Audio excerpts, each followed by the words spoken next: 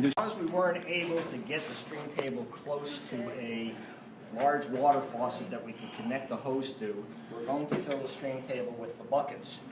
And we're going to simply fill them in and pour it in through the strainer. And the reason for putting it through the strainer is that we don't want any sediment that was left in the bucket to go all the way into the filament. You'll notice, by the way, these are all red buckets, and everything connected with this table, including the red tape, this is our red table. Since we have two tables, we have a red table and a blue table.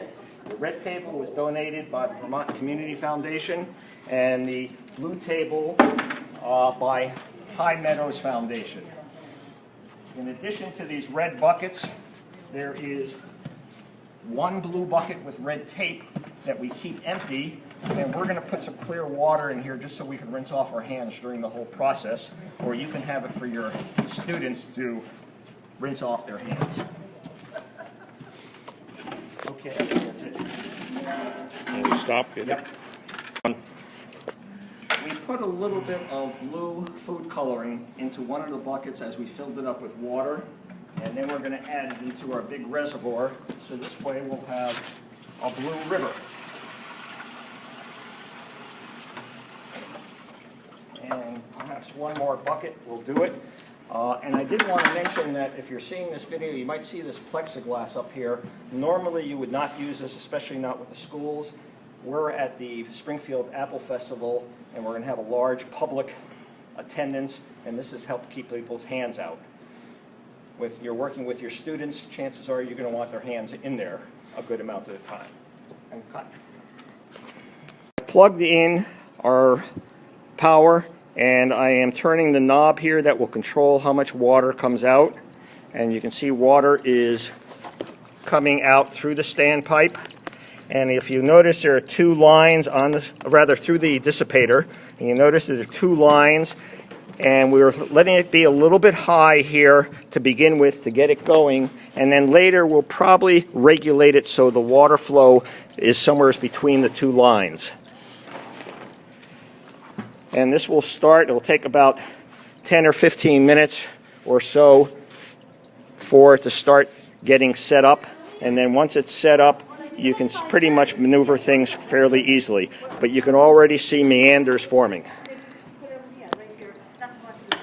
All right, we're on. We forgot to start the video in time, so we'll tell you what we did already. We moved all the sediment up towards the top end of the table, so it was free here, and then made a channel. That would allow water to flow, and as most of the water flowed out, we took out the standpipe so that more water can flow out. Bill and I have been using this or the other scooper to take out sediment. We usually take it out, let it drain a little bit, because you're not going to get it dry by any means. And then we have been putting it into the buckets. And notice we don't fill any one bucket all the way. We're kind of filling them so they all get about 2/3 high, and that saves us on weight. After we get all the sediment out that we can with this, we will then be setting up the hose to wash everything out, and that will be our next step in a moment. You're on. All right, we have gotten most of the sediment out, and we're turning the pump back on. And what we're going to do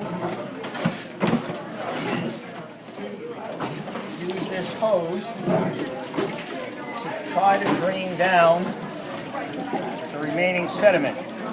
And if you remember, I said that because this is a public demonstration and we wanted to keep hands out, we had these pieces of plexiglass, which you will probably not be using in the school. Because you want your students to be hands involved. We're just going to wash it. Got the pan relatively clean, and now we've attached the garden hose to this other valve. We close the valve that the water would come out from the stream table, and we're going to open up this valve, turn on the pump, and hopefully we will be able to get our water to start flowing out through the hose into the street.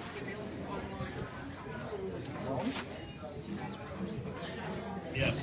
Okay. And we are going to let this drain until it gets to be about an inch above the pump that's down there, because if the water gets below the pump, it won't pump out and it'll just strain the pump.